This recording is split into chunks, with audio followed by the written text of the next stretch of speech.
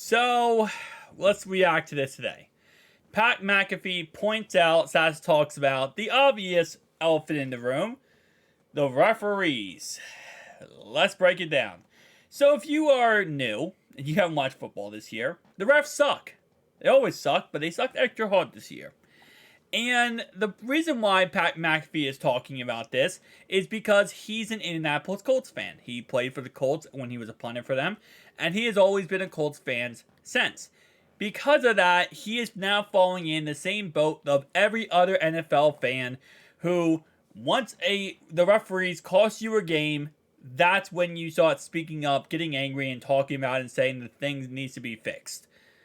It happens every single week. A team loses a game because of the referees, and then bam, now all that fan base is like, whoa, this is unacceptable, it's unacceptable. It happens every single week, right? With that being said, it's not going to get fixed. And I'm going to be point blank here and honest.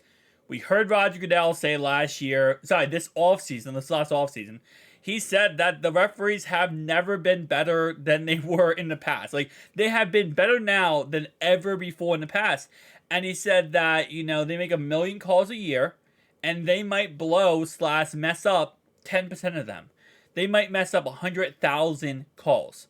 You could say, well, why don't we go full-time referees? Because the NFL doesn't want that, right?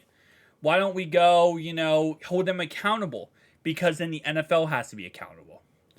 Let's go ahead and listen up to this and kind of get my reaction / theory about what he has to say. Because again, like I said, I think, what he's about to say here is really what we can all relate to as NFL fans, right? Is that at the end of the day, we've all been in this boat one time or another. Some of us more recent, some of us not. But I hope what gets remembered is that the Colts were supposed to win that game.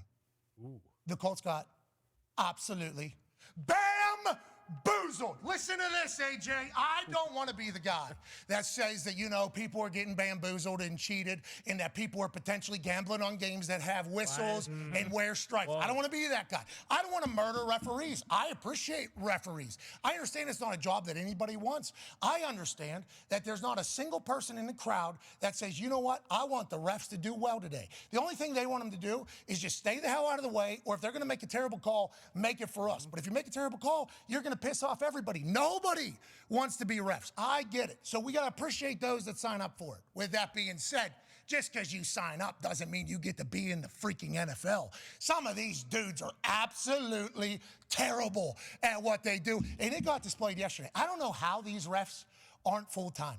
We've talked about this for years. I have no clue how that decision has been made. I have no clue how. It's accountability. The NFL does not want to be accountable for the refs messing up. And if they're full-time, first of all, they have to pay the refs, but the NFL makes enough money to not have to worry about that. The problem is, if they're full-time, then let's say something goes wrong or a ref does miss a call, they have to hold the ref accountable. And then the NFL, if they don't do anything, they're going to get public backlash.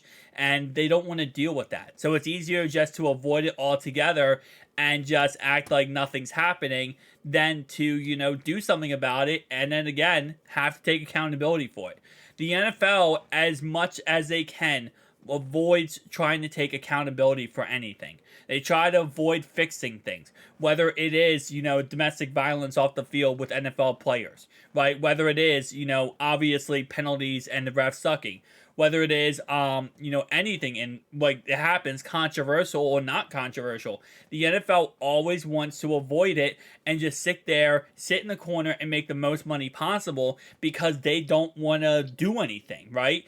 And this is another thing where they have to now take accountability, if they make the refs full time, and they just don't want to deal with it.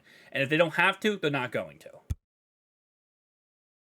We've gotten to 2023 with how prevalent sports gambling is, how much money is being wagered on these NFL games, that the refs, the ones that are calling 40-yard pass interferences or deciding games at the end like at the Super Bowl and stuff like that, aren't full-time employees of the league. That's integrity is the most important thing, because it's hard not to say that these teams got bamboozled. It's hard not to say that they got cheated because that's a pass interference, okay? That's what they said. But we go to the play before that, which is the illegal contact, actually. This illegal contact call, oh my God. And just for context, if you didn't see this game, and this is not me being a Bengals fan and trying to trash on the Cleveland Browns in any way, but this was atrocious. And if you're a Browns fan and you don't understand this, then I'm sorry to hate to tell you that. But there was 2 illegal contacts called in the end of this game versus the Colts. First off, it was 3rd and 13, which was the most atrocious call I've ever seen in my life, where the ball was just, it wasn't illegal contact at all. And they give him a first down. The Browns fumbled the ball on the play, but yet they gave him a first down. Unnecessary. And then this one, which of course was, 3rd and goal, and the ball was overthrown. It was uncatchable completely, and they called illegal contact yet again. And both of these, again, it's almost a point now where it's a joke. They bring in, the head of officials, Dan, and ex-head of officials. He's a analyst for CBS now. But he still, obviously knows what he's talking about.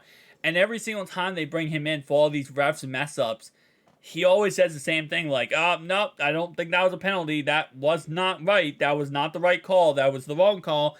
And it just happened to a point now where it's almost like a joke. And the problem with this is supposed to be a professional sport. This is supposed to be a sport that, we spend our time, passion, and love into, but yet it's becoming a joke and almost comical because these refs are deciding games. And I feel like this year is the worst year they have ever been so far.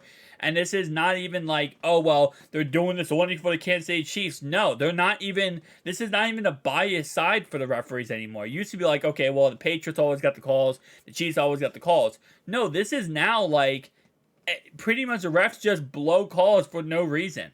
And they're not logical with any of them. And they're just blatant misses. I mean, they're called PI when the guy's not even close to the guy. It just, this is almost as bad as the, what's it called? The backup refs we had back with the, the Fel Mary with the Seahawks and Packers. Like, this is almost as bad as that with how bad these refs are, doing in these games. And they're changing the outcomes of these games. They're changing how these games are going.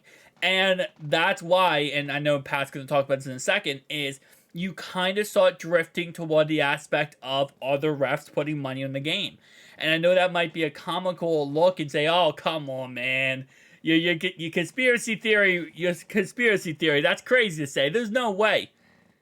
I don't know about that. Because if the NFL is sitting there and defending them when blatantly they're not doing a good job, but the NFL is like, oh, no, best job they've ever done. These are the best job we could ever see from referees. You tell me the NFL is not going to cover that up? Look at what they covered up with a Ray Rice situation. Roger Goodell knew about Ray Rice way before the media did. And he covered that up. I'm not saying at the end of the day the refs are cheating and betting on games, but if you're going to look at the Ray Rice situation and tell me the NFL has never had dirty hands in a situation, I'm just saying this is a very, very tossy situation. And let's go ahead and go to the rest of this. My God, that takes away a strip sack that the Colts would have won the game. Yep. Colts strip sack, ball going the other way after the play. Wow. Legal contact, 39, Indianapolis Colts. That was a game-altering call right there. Yep. Then you say, oh, they got us once. Okay, all right. I mean, a little ticky-tack, but what do we talk? Then we go to the very next play. These refs said, nah, you get one, we'll get another one. That ball bounces into the stands. Into the stands. Jeez. Go back. This ball bounces. PJ had a great game, whatever the case. It's in the fourth quarter goes into the stands. That ball bounces into this guy's hands, okay?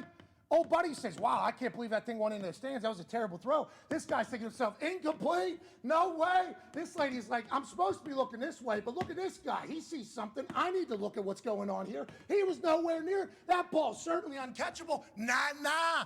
says whatever ref from I believe it's Sean Smith. Sean Smith's crew says that's pass interference. That's illegal contact. Same corner, 2 calls, both of them obnoxious. Both of them cost the Indianapolis Colts the game. I believe there's a chance we should start searching, okay?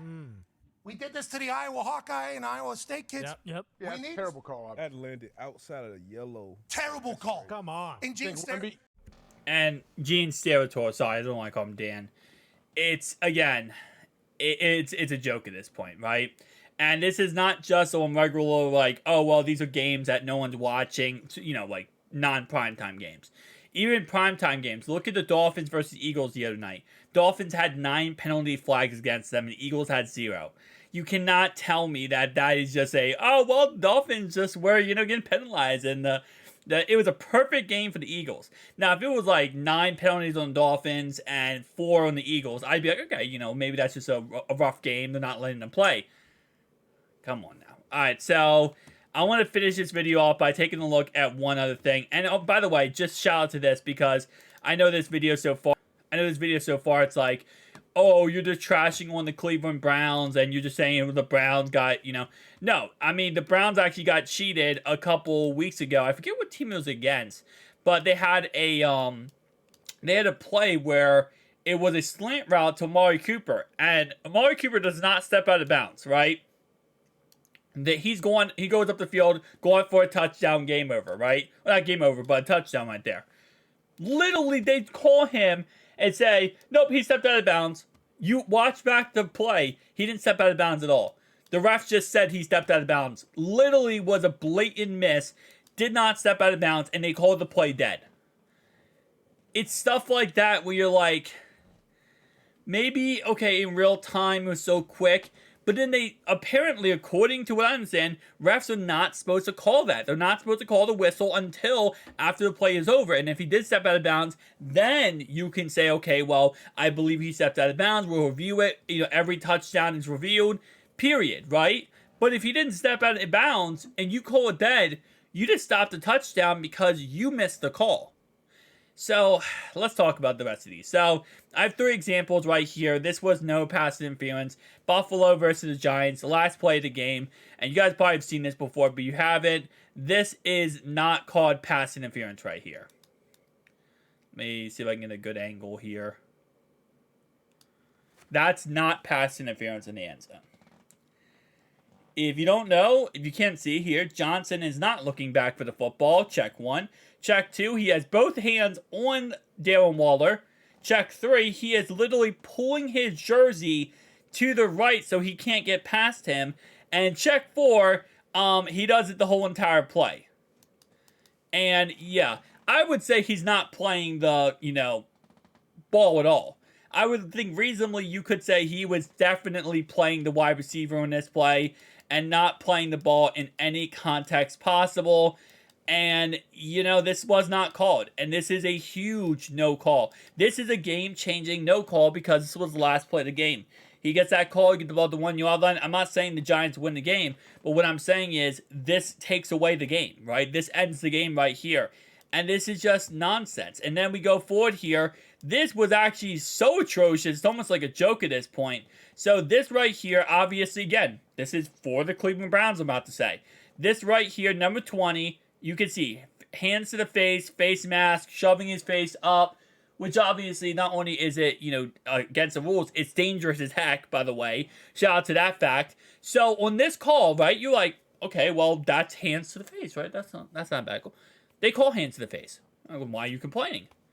On the Browns. Roll that back. They called that penalty on the guy who is getting it done to him, the defender. So, they called this on this guy. This guy. They said hands to the face on him. Now, in their credit, they ended up rolling it back because the crowd went crazy. I mean, understandable, right? The crowd went absolutely craziness and said, whoa, hold up, what are you doing here? And then the refs were like, oh, wait, hold up. And even said because of, backlash on the field, they realized their mistake and they called it correctly. But it took everyone in the stadium going crazy and the field going crazy for them to be like, oh, we kind of messed up that call. That was not what we were supposed to call. And the last one I'll look at, and it's going to be against the Browns here. But this was unnecessary roughness. And again, it's so bad when they bring in Gene, and Gene literally says that that's not a penalty. So it's 3rd and 10, okay? 2:46 to go in the game. This is a crucial play. I mean, you can't stress that enough how crucial this play is. It's 3rd and 10 with a 1-point game. So he's throwing a pass here to Elijah Moore, okay? It's a pass to Elijah Moore here. It's caught, and he ends up getting hit, and the ball knocks out. Okay, no big deal. They call unnecessary roughness. Okay, well, where was the roughness? Right here, you can see the ball is going to the guy. The receiver, the safety is coming in. He has to obviously hit him. It's a bang-bang play. There's no way he can stop from hitting him here. But what he can do is, again, unnecessary roughness would mean do not lead with the head or crown area of your helmet. Check 1. Check 2. Do not hit him in the neck or head area. Check 2. Check 3. Obviously, is he defenseless? At this point in time, he is not a defenseless wide receiver. Ball's close enough, he's not defenseless. That's 3 checks to not being unnecessary roughness. Well, what do they call? Survey says unnecessary roughness. Now, look at this play again. Wrong team. Hang on, sorry. Alright. I'm trying to see if I can get a better angle here. Okay. He hits him, right? Does not hit him in the head. Does not hit him in the neck. Does not hit him with his crown of his helmet. He lowers his shoulder into him and hits him to the ground. Now you might say, well, that was a hard hit, and they called it because it was a hard hit. A hard hit is football, right? That is football, and I can't stop it in the perfect orientation here. There we go. So that's the perfect orientation right there. He hits him shoulder to his chest, tackles him to the ground. Not a head, did not hit him in the head, did not hit him in the neck, did not use his own head, did not hit him in any way dirty. Very clean, bang bang tackle, period. And again, they didn't even call. Now, if they would have called hitting a defensive wide receiver, I would have been angry and been like, okay, that's stupid. But I could have at least said, okay, well, I mean, he was defenseless, you know. I don't think he was defenseless in that moment. They didn't call that because he's not defenseless. And even Gene comes in and says, no, that's not unnecessary roughness. That's a game-changing play. How are you going to call this penalty here? What is he supposed to do? And it's almost to a point where it's laughable. We're going to get to a flag football route. But this isn't even the NFL, I feel like, that is upset about it. This is just referees missing calls. The guy literally just tackles him, does not use the crown of your helmet, does not use, hit his head, hit his neck, doesn't do anything wrong, and it's still a penalty. And again, it comes back to these referees. And how are we going to fix this? We're not. And I'm going to tell you right now, it's never, ever, ever going to get fixed. And the reason why is because the only way you fix problems is identify them. And right now, our commissioner, Raj Goodell, said last year, and he said it best, there is no problem with referees. And this year is the most atrocious year. And I'm telling you right now, last year, the end of the game was decided on the penalty. This year, this Super Bowl this year, probably going to be decided on the penalty. And it's sad, but it's true. And this happens every single week. This is 3 examples out of probably 20, 30, 40 examples. And this is, I'm saying just from 2-week period. 40 examples. It's atrocious. It's a joke. It really is. Do they call correct calls sometimes? Yeah, they do. But then there's a lot of misses. And the Colts got a loss because of the refs. Any way you shake that up, the refs cost the Colts the game. 49ers, Browns, you can also arguably say the 49ers lost the game because of the refs. Yes, the Browns did play good football, and I'm not trying to trash the Browns in any way here. But at the end of the day, the facts of the facts is the Browns don't win that game if not for the refs. And we can't get to a point where that's what we can say every single week. Well, yes, you might say, well, yeah, but if the team cheats, if the team doesn't cheat, and it's literally just missed calls, and that cost the game, that's a disgusting behavior of football. That's a disgusting thing to watch, you know? And I do agree with Pat that maybe we should look into some of these referees in the past of if they're betting. And he even alludes to the fact of what about their aunts, their uncles, their kids, you know? Their sister, brothers. What if they are placing bets? Because just because referees might not be placing bets doesn't mean they don't have a friend who is betting on the game and says, "Hey man, can you make sure the spread works this week?" Ha ha ha. Yeah, dude, I got you. I'm the ref for this game. It's atrocious, man. Tell me down below your thoughts, opinions. I'll see you guys next one. Peace out.